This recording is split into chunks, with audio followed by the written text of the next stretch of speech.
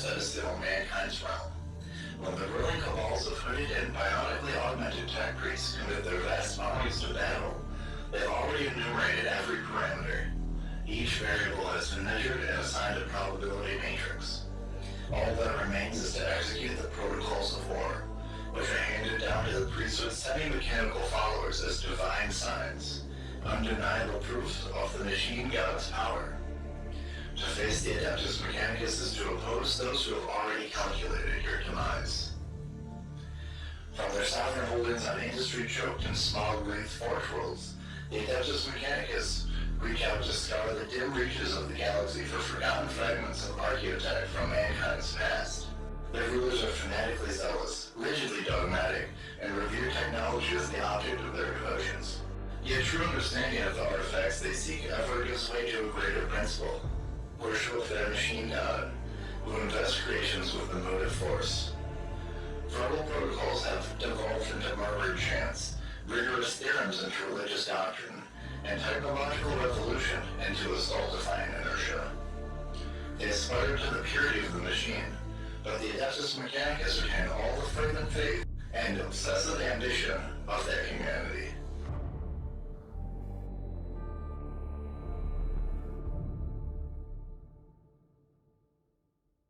Welcome back, ladies and gentlemen. The new Admech Codex is here, and I'm going to be spending some time today to talk about the lore in it. People have reviewed the rules, people have reviewed the crusade aspects. I have not seen a single person review the lore that is in this codex, and it is absolutely packed with factoids, gorgeous art, and everything you would ever want to know about your favorite mad scientist / evangelicals in the Adeptus Mechanicus.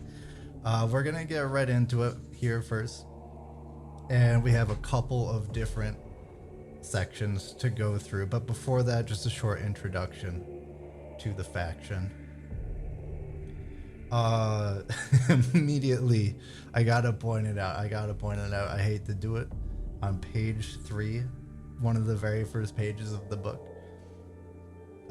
they straight up say the detailed mechanisms and bionic limbs can be quickly and easily painted to a high standard with minimal effort, brought to life with simple techniques. Games Workshop, I say this to you. That is a lie. That is a lie, good sir. The Admech are notoriously difficult to build and paint. Let's get into what we're here for, which is the actual lore, the storytelling, the facts. And to get started, we're going to go with a section that I call Game Changers. This is potentially new information. This is my first codex, so maybe this stuff is known, but this is new information to me at least, and expanded lore to things that haven't gotten much lore before, and what the stuff that might have like a greater implication for the rest of the army and how we think about it and how we sort of conceptualize the Admech. So let's get started with some game changers. The first thing we have in the very beginning of the codex is a very straightforward definition of the divine trinity of the Adeptus Mechanicus, and that is specifically the machine god Omnissiah and the motive force. If you know the Admech, that you're already familiar with these, but this section breaks it down specifically with the machine god being the source of all knowledge, the Omnissiah being the embodiment of wisdom, and the motive force being the animus that empowers all things, gives movement to things biological and mechanical. I think it's the first time we've gotten such a straightforward definition. It's always been sort of like a cloudy area in the lore, I think. So it's nice to actually get that. And then it goes on to name the armies of the Adeptus Mechanicus, and it specifically names the Scutarii legions, which most people know of. It's like 3/4 of our army on the tabletop right now, in 40k at least. And then we also have the Legio Cybernetica, which is the automatons and robots such as Castellans and a bunch of things in the Horus Heresy. We also have the Centurio Ordinatus, totally unique, custom-built Leviathan war machines that are built for one specific purpose and one specific purpose only. Following up, we have the Ordo Reductor, the Siege Warfare. So they're all about destruction, and they're pretty damn good at it too. We have the Auxilla Myrmidon, the Caste of Destruction Savants, These are like physical tech priests who take the field and kill stuff. And then we got the Collegia Titanica, which is Titans. They're giant, you know, potentially city-sized, cathedral-sized war machines. They're basically Gundams, but like a lot bigger and a lot scarier. So those are the armies that are specifically listed by names. A lot of these are present in the Horus Heresy setting. In the 40k universe, all we have access to on the tabletop is currently the Scutarii Legions, a little bit of Legio Cybernetica, and some Titans technically.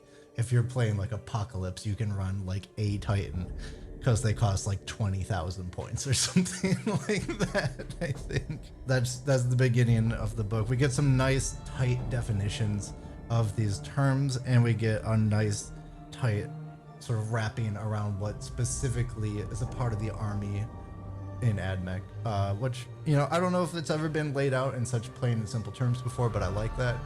It gives homebrewers like me a good jumping off point to kind of start filling out the rest of the army that might not be on the tabletop. Next, we got some lore of two very important HQs. The Manipulus, who is a recent addition to the army, somewhat recent, not the newest addition to the army, but somewhat recent, and the Tech Priest Dominus, both of which have kind of nebulous lore around them. And this codex, again, kind of clears things up a little bit and wraps it in a nice, simple package. So the Tech Priest Manipulus, we still don't really know where they sit in terms of like their division of research or anything like that in the hierarchy.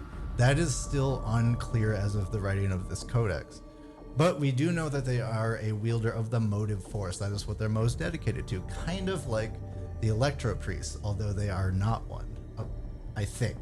It's hard to tell sometimes, but I'm pretty sure they're not. And their battlefield rules are represented by draining the nearby power sources, the battlefield from the enemy, from anything else, and overcharging the arms and armaments of nearby warriors to give them a little bit of extra range and extra armor piercing, which means I think he literally makes their bullets fire faster. If you're thinking about giving something extra range and extra armor piercing, speed's going to do both of those things really well. And then we have the Tech Priest Dominus, one of the sort of iconic HQ choices on the battlefield. And the Tech Priest Dominus, it has been clarified that Tech Priests sort of adopt the rank of Dominus in the time of war or in a time of conflict. It's not really a strictly given rank. It's something that any Tech Priest can kind of take on the role of if needed, and some of them just kind of like it, so they keep being a Dominus for as long as they want to. There's not really any rule that stops them from doing that, so I thought that was kind of cool. They just keep doing it for as long as they want. But it's most typically seen when a fleet or a world is attacked, and the most senior Tech Priest there will often be the one who adopts the title of Dominus and starts leading the battle and mobilizing the armies and doing everything like that. And there's a really nice story that encapsulates that, which we'll talk about a little bit later. Next, we get to the planet of Mars, and this might be my favorite art in the entire book. We get a really nice picture of the surface of Mars here. And you can see all of like this scarring and sort of terraforming and technological sort of expansion. You got the ring of iron around it. You got this like beautiful sort of skull-shaped mega structure. I don't even know what it is, but it's like it's in the shape of a freaking skull. It looks awesome. It gives a little bit of background about Mars. It gives a little bit of background about the planet itself, its characteristics, its history, and things like that. You know, it's the second most important planet in the Imperium, and it just gives a really nice sort of vivid description of what it would be like to exist on Mars. And let me tell you, it's not too great. I mean, I don't think any place in 40k is, but Mars is definitely not. A little bit later, we get into a more detailed look of Mars. And what's really cool about this part is that it actually gives a lore explanation for the Marishan dogma on the battlefield, which gives Skitarii the Canticles of the Omnissiah ability. And the lore explanation for that is kind of cool, as the Skitarii of Mars are inducted into some of the lesser mysteries of the cult Mechanicus.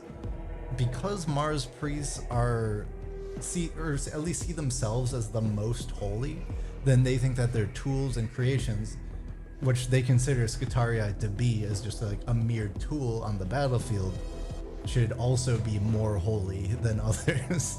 So they induct them a little bit further into the cult than most other Forge Worlds do, which gives them that extra ability that we see on the tabletop. And that's just kind of like a cool sort of lore explanation for the rules, and I always love to see that. We say that in the other Forge Worlds too, but it's mostly known stuff. You know, Lucius is good at teleportation, Ryza is constantly attacked by orcs, so they got really good at close combat. There's all these other kind of things, but Mars had like a recent rules change to their ability, and then they had a lore justification for it, and it's just great to see that, I think. We also have a whole spread for Belisarius Call himself, a man of many titles, an arcanologist, a fabricator, Tyrannus Mechanicum, progenitor majoris. He's also previously been a Forge Lord, Lexco Arcanus, and Magus Biologus. He also has the title of Prime Conduit of the Omnissiah, which we learn here.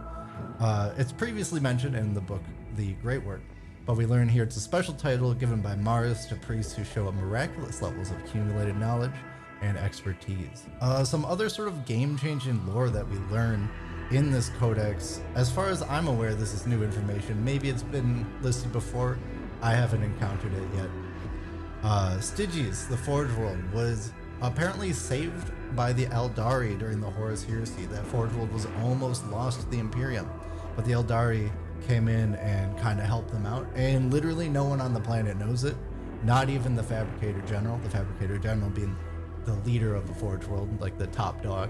Maybe that is kind of why they're super into Xenos now, who knows. We also learn kind of an interesting factoid, and I wasn't sure if it's game-changing or not, but it's not anything I've heard of before, and it's that the number 12 is a sacred number to the Adeptus Mechanicus. No explanation is really given on that. I would have liked to hear a little bit more about that, but that's all we get. The number 12 is significant. I don't know why, but I don't know. It could be a cool thing to explore in the future. I wish there was like a little bit more illumination on that, to be honest. It comes in one of the later sections talking about the makeup of a Skitarii army, and they have 12 maniples because it's a sacred number. And again, we don't know why. We know Korn likes the number 8. We know Nurgle likes the number 7. Sinch likes the number 9, I think. And I don't know, Slanesh like 6, maybe? I don't know. All the Chaos Gods have sacred numbers, and apparently the Mechanicus do too, but that's not really explained at all why they do. But they got one. Another thing that we learn is that there are no existing records of a tech priest converting to be 100% mechanical. So every single tech priest has like a little bit of a fleshy bit on them still. Even if they're just a brain in a jar, which also exists, they at least have that. There are 0 purely mechanical beings that are considered tech priests. No one has converted themselves 100% that we know of so far. That's an important thing to know for a homebrewer, I guess. If you're thinking about doing something like that, it would definitely be super heretical, I think. But yeah, something to keep in mind if you're trying to do some Admech homebrew. Everybody's got like a little bit of the soft stuff in there. And kind of an interesting fun fact on the side, the fleshy bits, even if they fall off or die or like get damaged, they just grow some new ones or take them from donors, willing or unwilling. So it's not even their flesh necessarily, it's just some kind of flesh, which I thought was an interesting kind of implication there, because so even if like some like dude has a normal arm gets blasted off or something, he will replace that with a normal arm and not necessarily go for a mechanical upgrade in that case. So the fact that tech priests are actually replacing destroyed flesh with more flesh, I thought was kind of interesting. I thought they would have just replaced it with more kind of mechanical augmentations, but apparently that's not the case. The next section here is something that I am going to call Did You Know? Which is just a lot of little kind of fun facts and interesting tidbits of various lore bits. Some of it's known, some of it is new, I think, but they're just like little kind of fun facts that are sprinkled in the codex. This is the lightning round, let's say. Apparently, Scutarii have their eyelids removed on inception, so they'll never miss a chance to see the Omnisci's glory. Horrifying, truly awful. That's specifically noted as a fact. That Scutarii specifically don't have eyelids. And also, after Scutarii begin to don their armor, they almost never remove it after being augmented. Vanguard are notably ugly, specifically, again, being highly kind of cancerous and sick and dying people encased in metal. It probably doesn't smell too good either. They got no eyelids. They got like all these like open sores and things like that from the highly irradiated environments that they exist in. So, you know, that's no good. That's no good. Not a good time to be a Scutarii. Cerberus Corps. That's one of the newer units. We got them in Psychic Awakening, and I don't think there's been much lore on them yet. So we get quite a bit of lore on the Cerberus.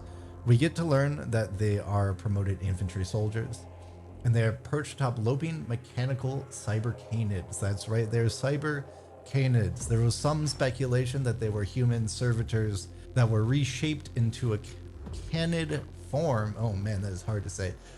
Some thought they were people that were cut up and shaped like dogs. That's not the case. They're cyber canids, kind of like a cyber mastiff, I have to imagine.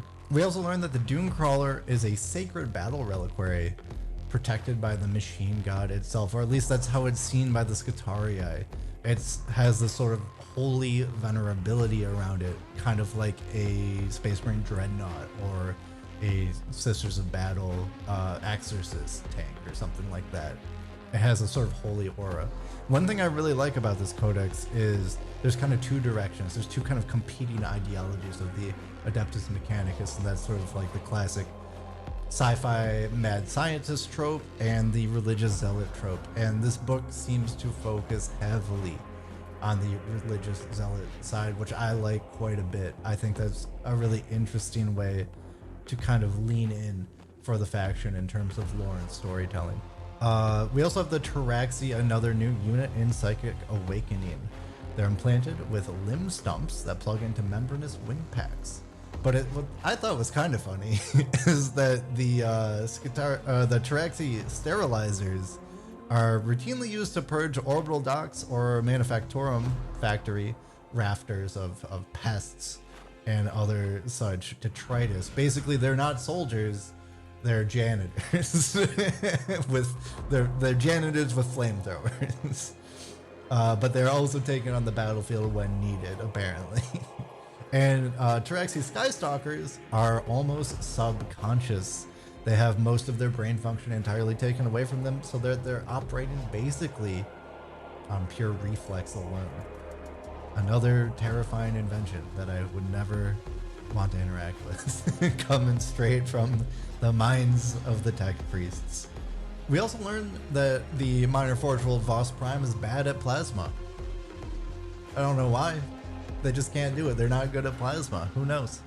And that the Night House steel of Deimos, the Forge World that helps out the Grey Knights, has taken a vow of silence. I'd ask them why, but I wouldn't expect to get much back. Some other stuff that we do know, Iron Strider engines. It's a little bit hard to see, but once you see it, you can't unsee it. They got a little servitor dude, a person that is permanently added into the device, and he steers, and that's the only thing he does. That's his purpose in life. What is my purpose? You dear. Oh my god. We got the skull of Elder Nicola making a comeback, one of my favorite relics in the faction. This is literally Nikola Tesla's skull that has been turned into a servo skull, and now it makes a giant explosion and kills vehicles. It's pretty sick. that they have that in the lore. Lucius has their finger and their thumb in the shape of a giant L on the surface of their planet. Also, their planet is hollow and might have xenotech powering its artificial sun. We don't know. There are plenty of tech priests who don't have a head. They dispense with their head entirely. Their organic brain instead supported in crystal jars linked by complex neural interfaces. That's right, we got confirmation of brain in a jar tech priests. I would love to see those on the battlefield, and as it so happens, Nebuchadnezzar kind of is one. Next, we got a section that I like to call names. There's a whole lot of names and titles and things like that in this book that are great for homebrewers to get inspiration from, that are great for other people who are just really interested in the structure of a Forge World and the Adeptus Mechanicus to glean some knowledge from. So let's learn about some of these names. Starting with one of my favorites here, we got the Forge World Delphi, or Delphi, I'm not sure how that's pronounced. Clearly based off of the, I think, Greek legendary city. It's either Greek or Roman, I believe it's Greek. It's a Forge World that's located on the eastern fringe, and it's run by a trio of lady fabricator generals known as the Charities of Delphi. We got Lady Euphrosyne, Lady Thylia, and Lady Agilitrix. You know, this is, the spelling here is out of control. But it's, what's really cool is that, one, we got some female fabricator generals confirmed, and it's cool that it just has this little snippet of a Forge World that nobody has heard of before. I think that's completely new. We also got a bunch of named characters here. We got Magus Haptus, Pol Yalgathin, Techno-Archaeologist Parangos Van Qual, Proctor Dominus Thargosin, Dak 27 of the Kulix Blackguard, which is something on Stygies, and I don't know what it is, but it sounds sick. We also have Overseer Imperator Teague Chivan of Planetas, who takes a prominent role in a story I'll describe a little bit later, but she's also a named female tech priest. So it's great that we're getting like quite a few more female characters, which have historically not really existed too much amongst the Adeptus Mechanicus. So that's awesome to see. We also have 4 separate explorer fleets named and given short descriptions in the book, and the explorer fleets are basically the forward driving fleets, you know, navies of the Adeptus Mechanicus, with a bunch of their armies and a bunch of their researchers out in the quest to collect more knowledge and ancient secrets from humanity's past, as well as catalog and exterminate xenospecies and other things like that. There's also 3 new, as far as I can tell, xenos or alien species mentioned in this book: the Chimeria, Kinabrak, and Striate. 3 new aliens. I don't know what they do. They're mentioned briefly, and there's no description given to any. And then we get to the roles and titles of the Adeptus Mechanicus. We have some old returning favorites from the Mechanicus game, as well as other sources and codexes, and even on the board themselves. We got Engine Series, we got Lex Mechanics, the Prime Hermeticon, the Necromechanic, Techno-Archaeologist, and then we got a whole bunch of other titles that are either new or not existing in other sources. Specifically, we got Techno Shamans, New Spheric Spectocrats, and a whole bunch of Holy Order titles.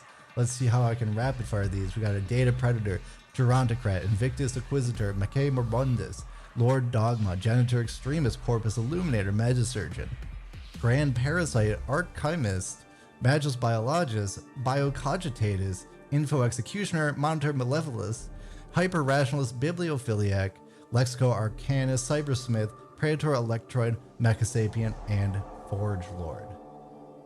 That's a lot of information. We also have the 5 different languages that the tech priests communicate through, which are the Binary Cant, Lingua Technis, Hexamathic Toad, New Spheric Bleed, and Nova Bite. To human ears, all of these sound like our bleeps, bloops, hisses, crackles, and just various computational sounds. And then there's a bunch of extras included in this book as well, in the lore. In the Forge World section, we got 4 of the minor Forge Worlds mentioned, the ones that don't get rules. We got Triplix Fall, Deimos, Voz Prime, and Griffin 4, each getting their own section, which I thought was a nice touch to get a look at those other more minor factions. And the painting sort of showcase section highlights some of those armies as well. We have 2 stories in this book. One of them takes place during the events of Warzone Metallica in the books of like Cheridin, and this involves the previously mentioned Overseer Imperator Ti Chi Van of Planetes, a tech priestess of Metallica, adopting the role of Dominus, and it gives a really cool kind of macro level leadership position of what a war with the Adeptus Mechanicus actually looks like. But I thought those sort of things are cool to see, the sort of like macro battlefield tactics that the tech priests employ in order to drive back attackers. We also get another story about the Cerberus Raiders, and this is a much more ground level story, very sort of like in character on the field, following one specific character and his squad mates as they take to the field and encounter some Eldari warp spiders. It's a great read, and it gets a really interesting and not often seen peek into the fanatical and highly augmented mind of a Skitarii foot troop. Well, dog troop. But it's a really cool story, and I think it illustrates, you know, one of those pieces of the faction that we don't see too much. We see a lot of the mad scientists in the tech priests and stuff like that. And it's cool to get a glance at a sort of foot soldier's story. Definitely worth a read. Honestly, in my world, the art in this book is worth the price of admission itself. It's filled with gorgeous illustrations, full page spreads, things of that nature. And there's a lot of like great stories and blurbs and lore in here as well. If you're not playing Admech and you have no interest in the rules, I don't think I would recommend it for purchase. There's specifically, I think, about 50 pages that are just lore. The rest of it is rules with lore sprinklings. But if you're looking for specifically lore, I would say pick up a novel instead for a much cheaper price. You'll get a lot more bang out of your buck for that. But there is a lot of really interesting stuff in this book. So if you're into Admech and you're already planning on collecting the army, or at least considering it, it's definitely worth a pickup or some additional research. A lot of this information is going to be available on fan wikis and stuff in the future in a more sort of succinct outline manner typically. But this does have a lot of good info in it. And if you are an Admech player, I think you'll be really happy with the lore that's in here. I had a really fun time reading through it and learning all of this new stuff. It being my first Admech Codex, a lot of it was new information to me. I might have repeated some stuff that you guys already know. I apologize if that was the case, but you know, as a new collector, there's only so much knowledge I can have.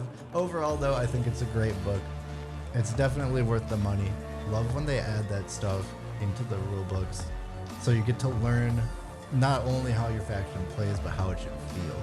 If you're a homebrewer, it's a massive trove of information. There's stuff that I didn't even mention, types of materials that are used in construction. If you want to get really crunchy with your lore, they have things like that. They have all of the titles that I listed before if you want to come up with named characters. They have all of these sort of just ridiculous concepts, so you know that kind of whatever you're doing with your Forge World, it's probably within the realms of possibility in the Adeptus Mechanicus. So that's all I have for you guys this week. I hope you enjoyed my journey through this book. If you enjoyed my content and you're not already, consider throwing a subscribe to the video. And if you liked it, consider throwing it a like as well. Let me know what you think of the Codex in the comments. Did you like the lore? Did you like the rules? Let me know. And I will see you guys next week with another video. Peace.